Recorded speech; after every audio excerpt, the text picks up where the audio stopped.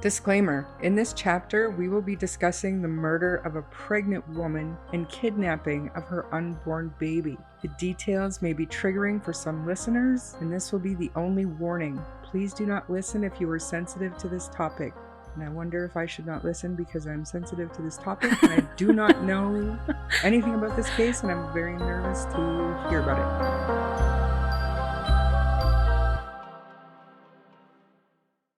Over the last couple of weeks prepping this one, it has gotten to me to my core. Like, I can't stop talking about it, and it's been really hard not to talk to you about it. So this is the story of criminal Taylor Parker, who was 26 at the time of the crime. So I'm going to get into just a small bit of her background. Taylor had a lack of stability in her past. Her two children both have different fathers, and some would say she would do anything at this time to hold down a stable life, a stable family life. This, unfortunately, led to complete devastation. So Reagan Hancock is the pregnant woman who was murdered, and on October 9th, 2020, the mother of Reagan Hancock arrived at Reagan's home to find her daughter's lifeless body laying in a pool of blood. God. Horrible. Reagan had been about 7.5 months pregnant. And just a side note, when her mom found her, she would have been stomach down, and the mom didn't know anything else. So she was like face down. Yeah, so she didn't know that the baby was missing until 911 arrived. Oh my goodness.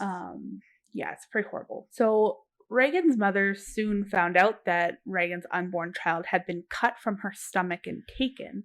But like I said, that wasn't until EMS came in and they were actually specifically checking on the baby and turned her over and discovered that the baby was no longer with Reagan. And I would like to add that Reagan's 3-year-old daughter was also in the house at the time of the crime.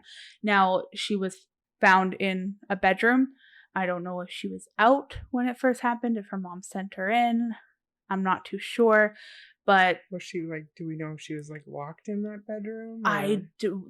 I couldn't find any information on it, but I do get the sense that she did not fully know or understand what had happened. Oh no, she's 3. So I'm hoping she didn't hear too much either. But yeah, there's not much on that.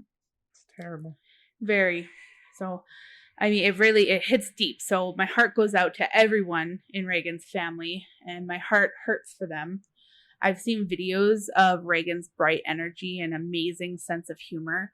Like watching these videos, and you would know, like, she just very much seemed like a woman that I would be friends with. Like, just so funny and lighthearted, honestly. I don't know. There's not much else I can say except that I'm just so sorry that they all have to go through this. And I do hope that Reagan's husband, Homer, is successful in his negligence and wrongful death suit against both Taylor and Taylor's boyfriend at the time, Wade Griffin. So let's get right into it, starting with the history of Taylor and Wade's relationship, which plays a very important role in the death of Reagan. Which, if I was in Homer's shoes, I would want some form of responsibility put onto Wade, so I can definitely see where he's coming from. And as I'm getting into this, I'd like to hear from you and the listeners to see maybe what other people think, because this part is pretty controversial. Should Wade hold responsibility for any part of what happened? Some say no way, he can't be held responsible for this lady's mental issues, and others say yes way. There were so many red flags.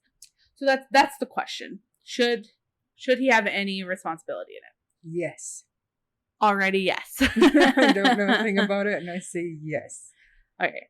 So before I dive in further, I just want to add that the suit follows Wade's negligence in giving his vehicle to Taylor to drive, knowing she's at risk. Now, I read a few different things that the suit could simply just be that the risk is that she was a bad driver, that she had mental issues, whatever that may be. You know, his responsibility to ensure he was providing a vehicle to somebody, not capable of cutting a baby from a pregnant woman. Did I guess she have a driver's license? Yes, I believe so. Well, then I don't know how he can be held responsible for that. We will get into why she was driving the vehicle later. It is my opinion that a reasonable person wouldn't have believed all of Taylor's lies that we're going to get into. But that being said, I haven't been in his shoes, and I can't easily say that I could have foreseen such a disturbing crime arising from my girlfriend lying to me over money and pregnancies and a few other things that we'll get into again. Yeah, well, who could?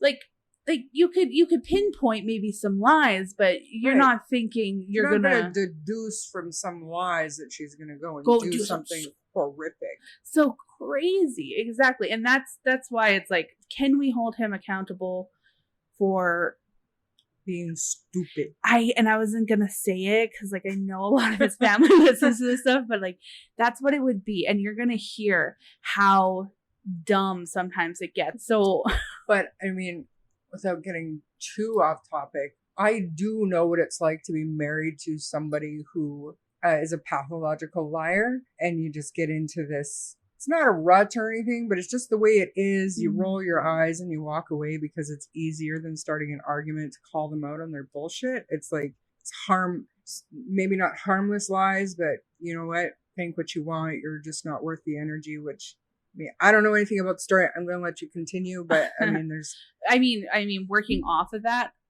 it wasn't even just lies. This woman put effort and time into her lies. She had multiple profiles, multiple ways to back up her lies. Oh, wow. And so, I'm not saying Wade wasn't mind fucked. Like, he definitely was.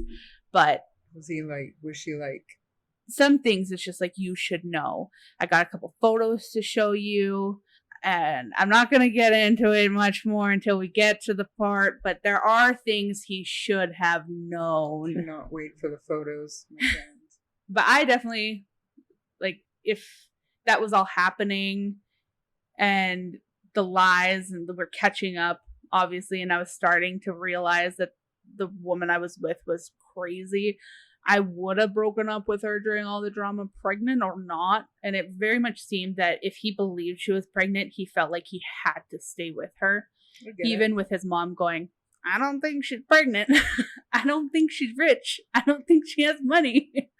So Taylor was convicted of capital murder on October 3rd of 2022.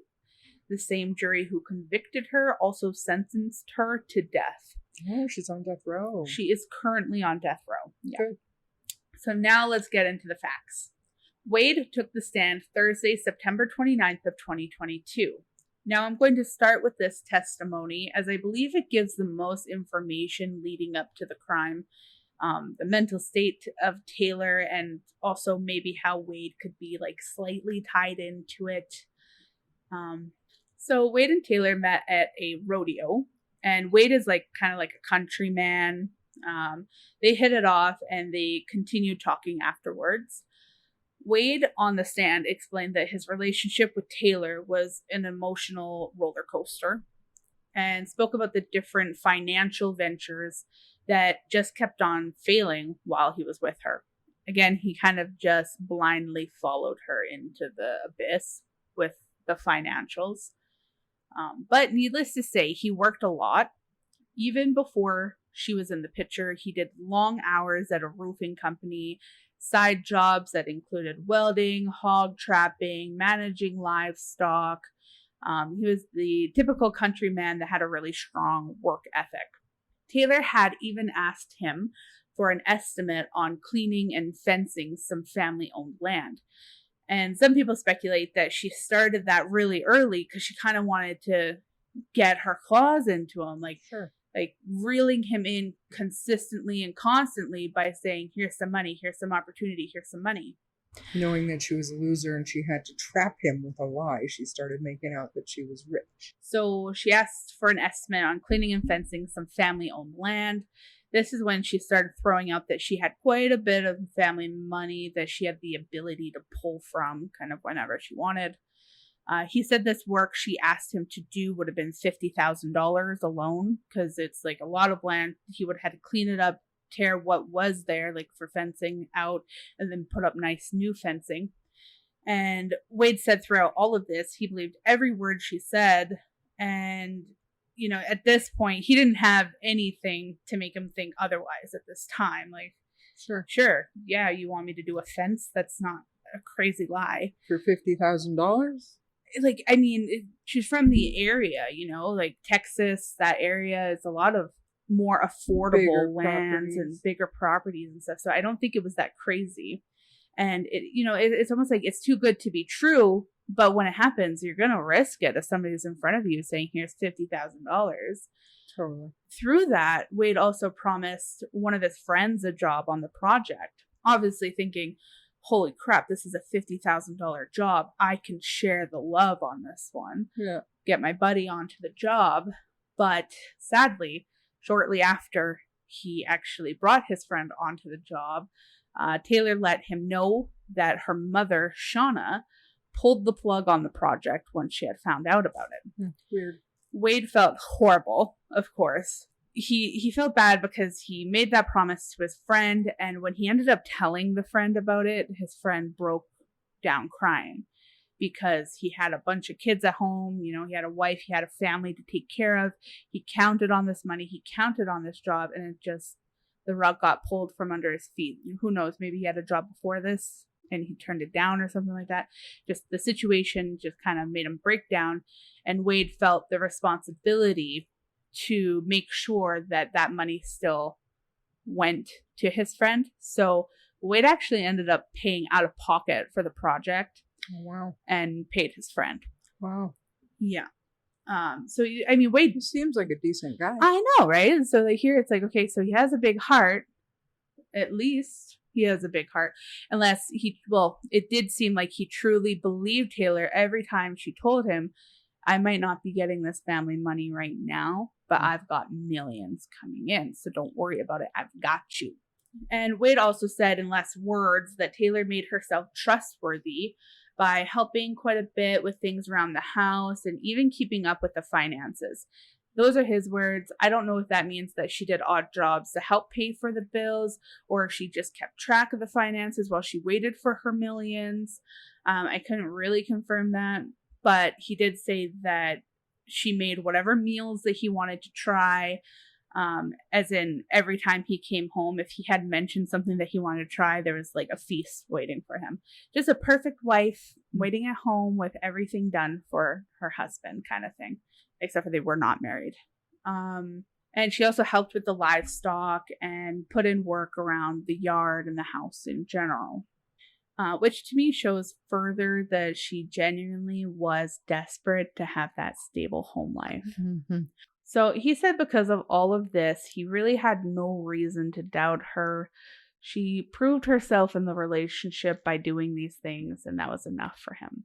Even when he was hundreds of thousands of dollars in debt, he truly believed her when she said she'd have money coming in to pay it all off. Clean slate.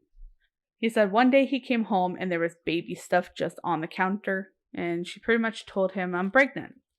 He believed all of this because at this time he had no idea that back in 2015 she had a hysterectomy.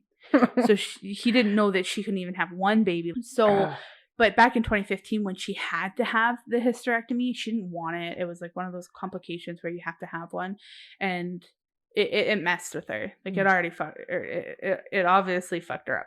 It just did. And she always wanted more kids. She always wanted more babies with whatever man that she settled down with. So she got messed up from the hysterectomy, and it devastated her.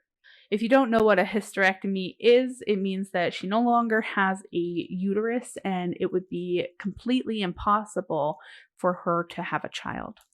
It includes ovaries in some cases too, complete a reproductive system in a female. You have a partial with just the uterus. Yeah, and I think maybe all of hers was taken out, but yeah. So she told him more financial lies, one of those being that her grandmother created an account where the grandmother was to put oil and gas royalties for her. And this was a necessary lie for Taylor to tell because she pretty much said her mom had complete control over all of this money that she kept promising was coming. And during her lies, she would consistently tell Wade and show Wade even how her mom was harassing her. And that's why the money she had promised was still absent. That money and those text messages about the money, it was all fake. So she had multiple fake profiles through those apps, fake emails, all of it, right? And so she would text herself as her mom, reply to her mom's fake profile as herself, and she would carry on conversations so that when she was telling her lie, she could go, "See, look," and he'd go, "Oh wow, what a bitch." What a Looney Tunes. Yeah, and obviously she didn't have a life, right? It gets crazier than that. She created the fake email that was supposed to be her mom, and she would message herself as that profile and even reply back and forth so that the conversation could be shown to back up her lies. She had multiple of these fake profiles and numbers set up, and then she would show all this way to support her lies. But she had him thinking money would come now because of the account the grandmother created. She also had him believing that she was going to deed him a bunch of land. He said it was going so fast, but with her mother and grandmother texting him as well, he felt it was more real, I guess. And the sense that he kind of got with those messages that he was receiving from the grandmother, it was kind of like, if you marry into this family, this is what you'll get. And he was like, doesn't sound too shabby. Just some more lies that she had Wade believing. Taylor's mother had ordered a hit on her, was involved in a shootout that was suppressed in the media, and then hung herself after being taken into custody.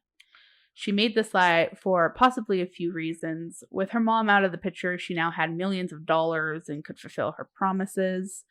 They made an offer of $3.5 million on some land with $200,000 up front. Wade said it was like a dream come true. He was seeing all of these documents and emails that looked official in that as well, like purchasing that. It was like the deed and all of that good stuff. And she also wrote fake checks too to back up those lies. And this is kind of crazy to me. She wrote one for $8 million, which Wade tried to cash. He just walked into the bank with an $8 million check and went, "Oh, I'd like cash, please," or whatever he said. And the bank was like, this kind of stuff happens through wiring money usually, and they weren't able to cash it. And it was a lot of money to Wade as well, so he didn't think anything of it. The bank couldn't do it, and he just went on his way, I guess. I couldn't find, like, really what happened after that. Like, did you go to Taylor and say, "Hey, this $8 million check bounced"? And even if he did, I'm sure she would have said something like, "Yeah, my grandma froze my account. She's taken over for my mom." She would have had some elaborate story to back it up anyway. So a few things that Wade bought thinking Taylor's money was just around the corner. A brand new ATV worth $29,000, new heavy duty pickup truck worth $92,000. That's all USD too. We're in Canada. A new Nissan Altima for his mother, and cattle worth like $21,000. Eventually, though, with no money showing up, debt piling up, a pregnant girlfriend, Wade started feeling the stress. One message between the couple read, and this is starting with Taylor, "I want you to take into consideration on my part, you haven't touched me, kissed me, or anything in over a month. It's lonely, and that's something I need in our relationship. You used to do it, so I'd like it back." And Wade just replied, "I'll pass."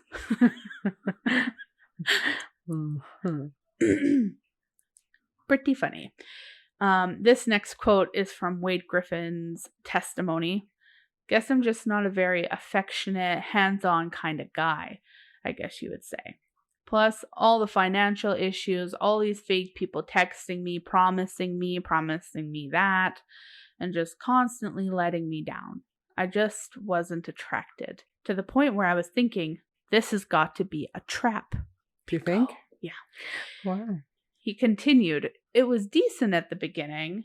We were intimate a few times at the beginning, but all the rumors, the job, I'd financed the truck and the side-by-side, financed the cows, and it was all falling on my shoulders, and I think I just got in way over my head. She also ended up tricking him into getting a new tractor when his had some issues, some mechanical issues, and instead of just paying to get them fixed, which is, if I recall correctly, what he had suggested, she just said, well, go get a new one. And this new tractor was worth over $60,000, and they paid by check. As you can imagine, it was a fake check, and the tractor got repossessed not long after. So in all these lies, we've mentioned some made-up profiles to back up her stories. Here's a list of some of those profiles, one of which will come into play later, named Coburn. So in addition to fake versions of Parker's family members, there were entirely fabricated bank and oil company executives, a hit squad of Mexican mafia members, an attorney named Blake Lawington. Did you catch that one? Lawington. Mm-hmm. And a law enforcement contact known only as Coburn. So one for lying McGuire. Yeah. Which Coburn is a super cool name for a law enforcement agent, I've got to say. Sure. And then, of course, there was more, but these seem to be the main ones that will actually come into the story. So let's just dive in a little bit into the information of Taylor faking this pregnancy. So Taylor Parker shared photos from her gender reveal party for her fake pregnancy in March of 2020. It was a calf wearing pink, and I'm just going to pull up that photo and show you. Yeah, it's borderline animal abuse. Yeah, and like she took the time to put the pink on and took a photo and posted it online with the caption, "It's a girl." Like, wow. It has to be premeditated, because you're diving in fully on this pregnancy. You're telling everybody that there's a baby coming. And even later on, Wade's mom ended up saying, I didn't believe she was pregnant. I didn't believe that she had this money, but she always thought that Taylor was going to fake a miscarriage, fake some kind of tragedy. Right. And then her son would get out, kind of thing. Right. It didn't happen that way, sadly. So more into Taylor faking the pregnancy, Wade would wonder why Taylor wasn't showing. And he'd asked his mom if it could be because Taylor had a tummy tuck before. And his mom was like, no, like, that's not how it works, son. But there were other people around who did like Taylor. And they were kind of on the other side of his shoulder saying, some women don't show, don't think too much about it. You're going to be a dad, like, think positive. And one of those people was actually his boss and his boss's wife. So they were saying that kind of stuff to him as well. She'd wake up and tell Wade that she had morning sickness and she'd go to the bathroom to puke. She would tell Wade she felt the baby kicking a lot on a certain day, but every time he felt there was nothing. He admitted that there's nothing there. They literally did a maternity shoot where she purchased a fake belly. There's even a photo that I'm going to pull up in a second here, and his hand is on it. His hand is on the fake stomach, and he said it felt real, and he had no idea that it was fake. A lot of comments that I've read don't buy that one. They find it really hard to believe.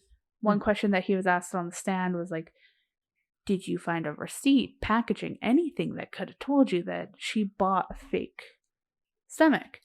And he said no. If he had found something like that, he would have been, furious. Question like, why are you buying fake belly? No, more like, I knew you weren't pregnant. The hell, bro? Okay, so here it is. Like, it's not like it's her hand and then his hand on top of her hand. His hand is on it, and her hands are kind of like over his. It's I don't know. Again, I haven't walked in his cowboy boots. I don't know if I would have been able to tell the difference or not. I've never felt a fake belly. I've never seen a fake belly, because why would I need to do that? And he's probably never felt a pregnant belly before. Keep that in Ever. mind. They're Totally. not intimate. Who knows how much he actually touches her skin anyway. And it sounded like after she had purchased this belly, it does sound like she started to wear it after. So the bump didn't disappear either. Huh. And I'm guessing when she wasn't wearing it, she would be wearing, baggy clothes. If a teenager can hide it, I'm sure she could hide it. Some boys are stupid. Like, I'm starting to feel really bad for Wade here. Just for how stupid he will be perceived. Yeah, and how he'll be perceived with this information being listed out this way. To him, this was spread out over, 10 months or 11 months of being with her. Yeah. Whereas for us, it's like in 10 minutes, I'm reading all of this going, what the hell? Like, because you know what the outcome is. Exactly. So but put yourself in the shoes where it's like in it real time, you probably. It would have been harder to figure out that she was a lunatic. But again, eventually his mom ends up pulling him aside, saying we'll get into it. Hello. Hello. Now let's get into where I start thinking Wade should have known something was up. So all of that was just the dumb lies, for sure. I want to get into where I kind of start going come on. It's like watching a movie where you're turn around, but they're not. Wade ended up taking family medical leave at the beginning of October so he could be there when the baby came. The baby was supposed to come in September, and he said he had no clue how these things work. So being this far past the due date wasn't weird to him. Taylor then said she was planning to go to the hospital to have the baby induced, and this would have been 3 weeks past the initial due date. I don't even have that much experience in it, and I don't think hospitals let you get past 3 weeks of I don't think it's supposed to bake for 10 months. I don't know either. I can't relate. Both my kids were born pretty much on time. I think that once you get past your due date, if it doesn't look like there's progress being made, they might but usually if you're getting induced or C-section or something like that, they'll actually schedule a day. Yeah, and she did schedule that in. And Taylor's ex had reached out to Wade anonymously through text to warn him Taylor could not have a baby. It was not possible. And to tell him that the hospitals were on high alert to make sure Taylor couldn't steal any babies. Wow. Yeah, a little tidbit to that is, and I've read a couple of different things, so grain of salt here on if this is true.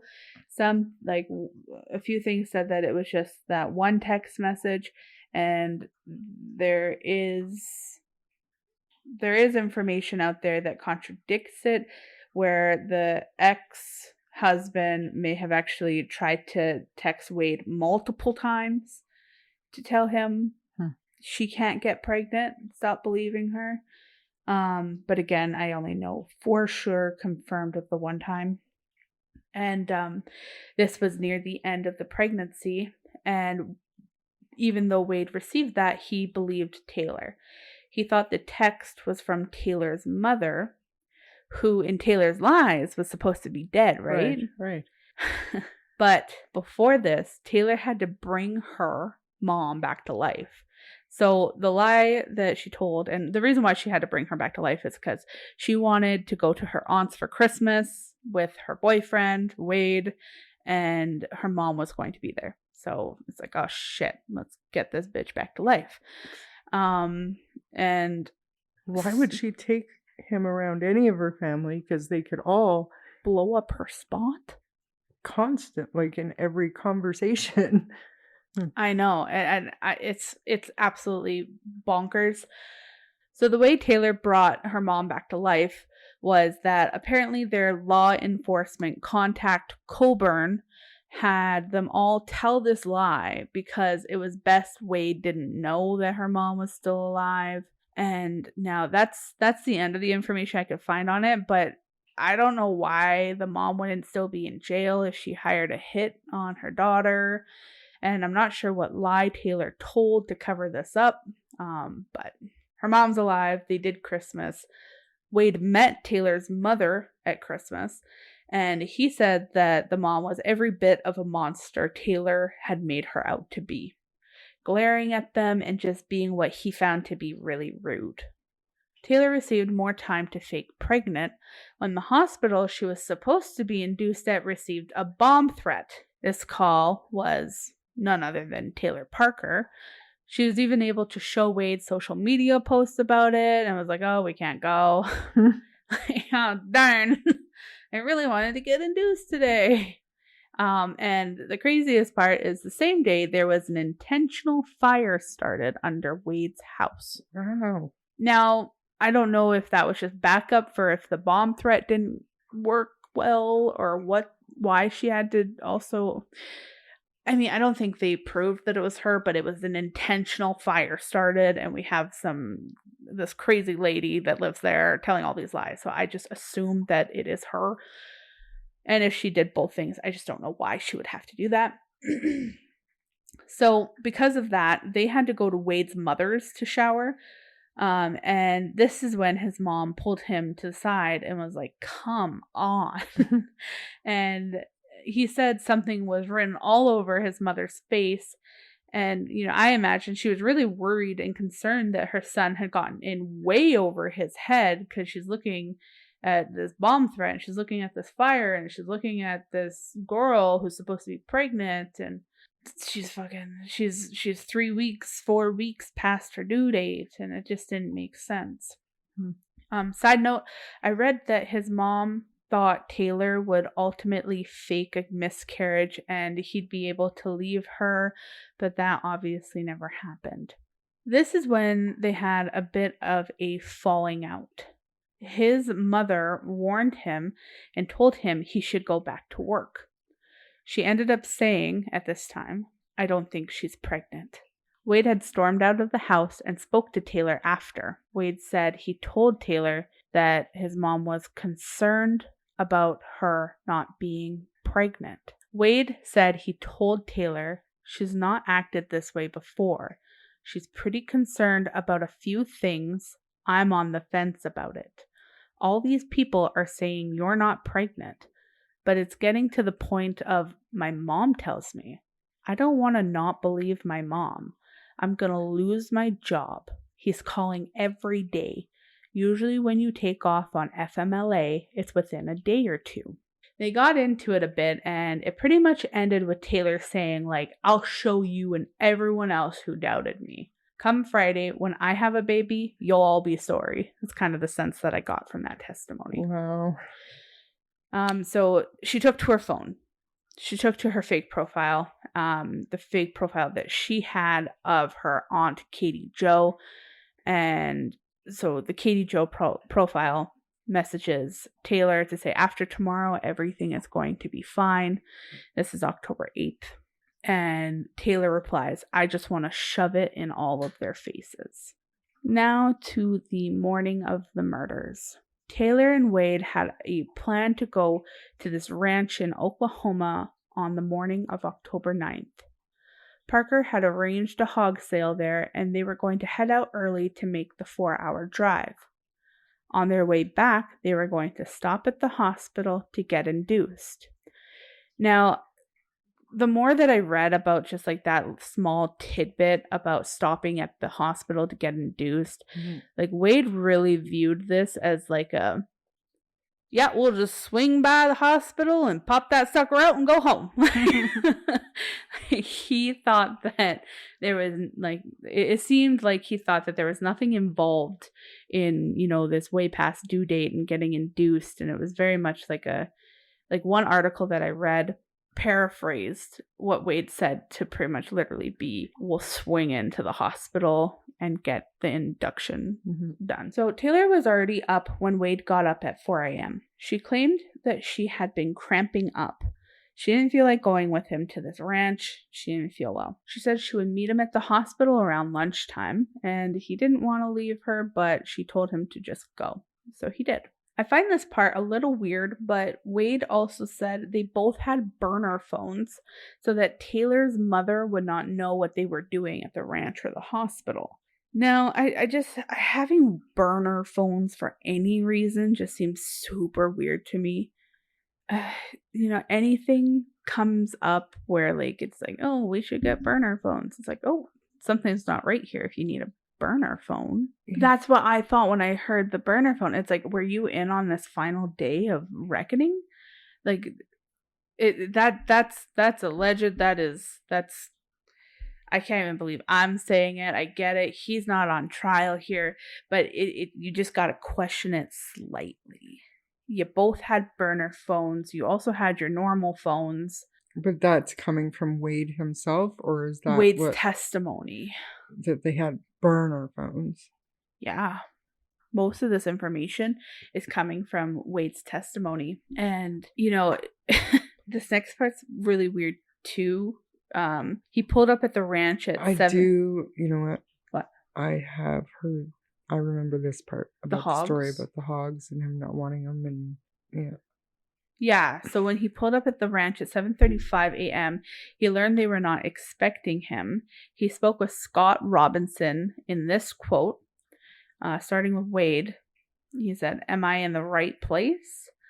And Scott said, "I don't even know why you're here." To which Wade replied, "Well, I've got these text messages." And Scott said, "I didn't order no hogs. That's not my phone number."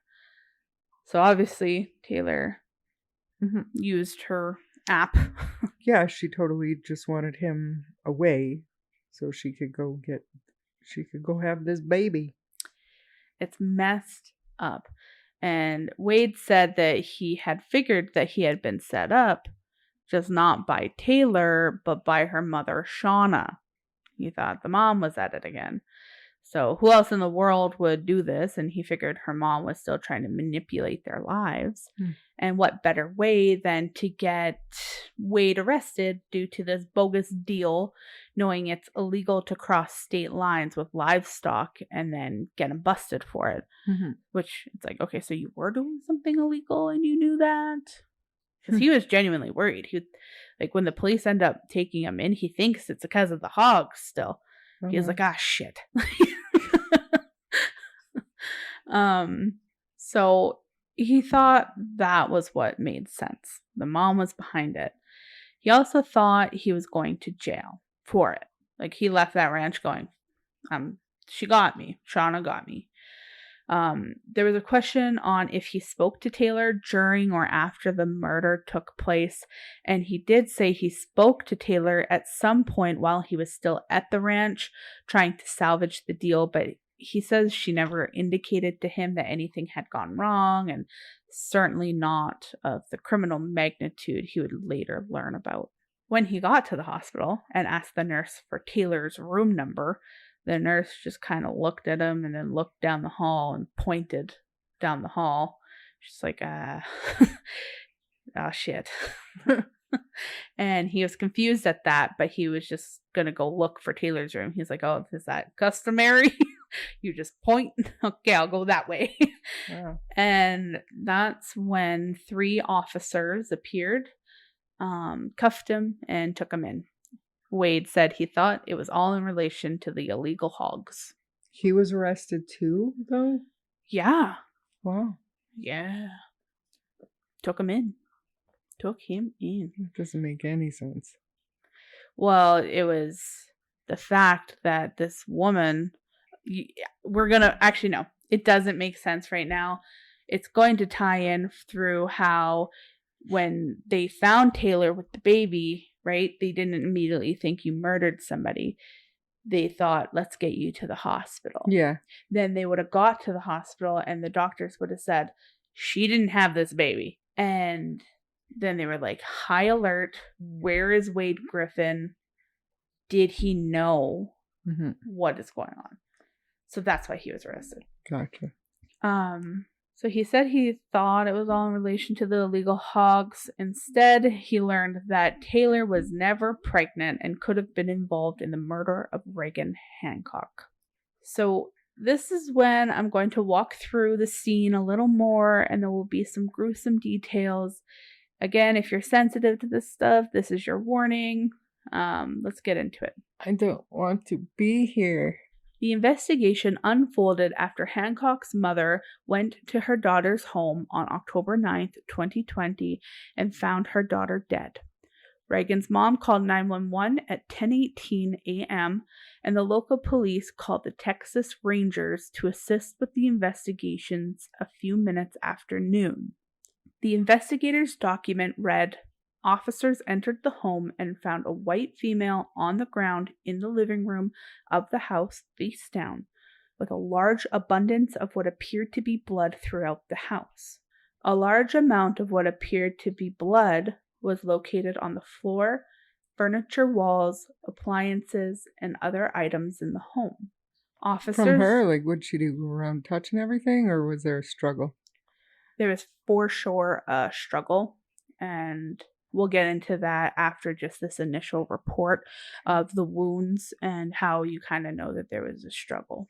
Officers learned Hancock was approximately 34 weeks pregnant and requested EMS personnel to come to the scene and check on the status of the baby. The body camera footage from police shows LifeNet EMS turn Hancock's body over, which revealed a very large cut across Hancock's abdomen area. EMS personnel determined Hancock no longer had a baby in her stomach area. Some messed up things happened. It's horrible. Very, very horrible. The crime scene investigators said this was no quick death. So the report said injuries on Hancock's body included numerous stab wounds and deep incisions caused by a sharp-edged weapon consistent with a scalpel. So she came for the baby. And something that I didn't really touch on is that they do believe that she almost had a bit of a trial run because she came to visit her the day before, and maybe just to get like the lay of the land and see what was up. Where'd you get the scalpel? You can buy them on Amazon. Can you really? I have a box right now in my closet of medical scalpels. Yeah, they're for like science projects. If you're a science teacher and you need to cut open a frog. Not a science teacher. Yeah, not a science teacher. No, but they're really good for like if you tattoo people and you get like fake skin and you need to cut a patch. They're good for a few things. Okay. Injuries on Hancock's body included numerous stab wounds and deep incisions caused by a sharp-edged weapon consistent with a scalpel. She was cut open from hip to hip, and her uterus was pulled out and cut. So disturbing. Her hands showed extensive defensive wounds, including bruises, scrapes, stab wounds, and cuts to her fingers and palms. One finger was dislocated, and the tip of another was nearly cut off. Dallas County Medical Examiner Dr. Melinda Flores, who performed the autopsy, reportedly provided a gruesome account of Hancock's injuries, which included well over 100 stab wounds, at least 39 of which were on her head. She reportedly had her skull fractured in 5 different places and was likely struck multiple times with the blunt and clawed end of a hammer. A large jar filled with pink and blue sand from Hancock's wedding is also thought to have been used as a weapon. Which I don't know if you know this, but Taylor actually was the person who took Homer and Reagan's engagement and wedding photos. Oh, wow. Yeah, and then ended up killing her with multiple things, including their wedding sand. Well, this is traumatizing. Traumatizing. Authorities said that investigators had encountered the baby and the suspected killer less than an hour before the 911 call came in. Wow. But they didn't have anything to think that a murder had happened. A Texas state trooper pulled a vehicle over at about 9:37 a.m.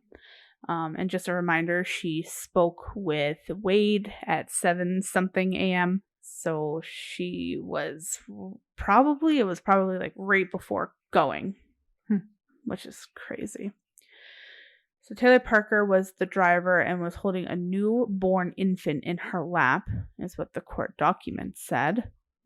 Continuing on that court document, it states the umbilical cord was connected to the infant, which appeared to be coming out of the female's pants, as if she had given birth to the child, which is just sick.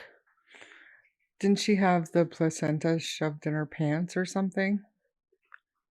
Yes, I do believe so. And thought she had like the baby out of her pants and the umbilical cord attached to the placenta. Now, I don't know if the placenta was with her or Reagan, or maybe if there was some to both, but something that I did actually read recently, but they did say that they ended up finding fingernails in the placenta. Say what now? Yeah. From? Defensive wounds is what I believe they were trying to say. From Reagan. Fighting over the placenta.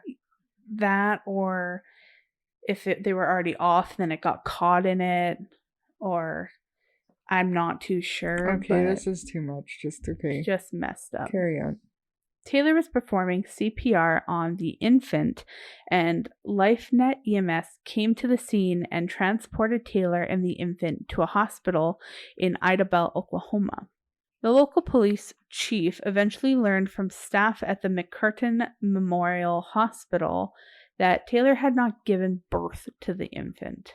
Oklahoma State Bureau of Investigation became involved on account of Taylor's transport to a hospital in that state. According to court documents, Parker admitted what she had done. To who? What she had done to who, or who did she admit it to? Who did she admit it to? Like right Police. After? So the affidavit walked through the fact that, the hospital let the Bureau of Investigation know that she did not give birth to this baby, and they went and they picked her up for questioning, and she was forthcoming. Oh, wow. The interview is not released, but it probably will be one day. That'll be a crazy one. No. The affidavit stated, during the interview of Parker, she told a special agent she was in a physical altercation with Hancock and abducted the unborn child. Parker admitted to leaving the residence of the assault after the abduction of the child. Oh, I remember. According to Daily Mail, Parker was asked why she did it, and she said, "I wasn't in my right mind. I was freaking out." And according to KSLA News 12, a neurologist identified Parker with having frontal lobe syndrome in the brain. There is a petition to stop the execution of Taylor, and I thought that was pretty interesting. And then I noticed, it only has 15 signatures, and you won't find mine on it. So, Nor mine. So it's a super sad one. That's pretty much all I have for the case itself. So she was found guilty and sentenced to death, obviously, and his court case is still in the courts? The suit is still in the courts. I couldn't find any updates. Is it a civil or criminal? It's got to be civil. Yeah. Because it was only the one piece that you could find, and I think it was from like November of 2022. So it's like there's no updates to be had on it. Taylor probably won't be put down for a while. Well, it takes them so long. Years and years and years. Like decades sometimes. Yeah. Like, what is the point even? If you're just gonna, why does it take so long? I would love to know that. Appeals and stuff. And yeah. That's why it's so important to have Even these douchebags that we really, really, really want to see them go to jail for life or fry or whatever you think, it's still so important they get a fair and good defense representation. So they can't appeal and actually win. And that's why it takes so long, Mm-hmm. because appeals and different levels of court and stuff. Where if they have like they put on a good defense and, they're found guilty after being staunchly defended, some of them go relatively quickly. All the evidence is out there. Usually it's the DNA ones that go a little bit quicker, but it's still a long process. You're talking years and years and years. But yeah, it's crazy, and especially when it comes to a woman murdering, or there's that new one where she murdered her 3 babies. mm-hmm. It seems like they really try to go after the mental issues, the mental health issues,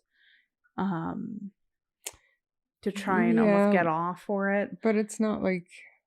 But I don't know. It's with that one, and I mean, we can definitely talk about it on another chapter. But with that one, she's definitely got postpartum depression, but because she was actually indicted the other day, now we have more information that actually points towards premeditation, but that still doesn't take away from the possibility of postpartum psychosis. Yeah, no, and that's the word she used on her doctor's phone. Psychosis. Yes, a lot deeper than just, I don't know.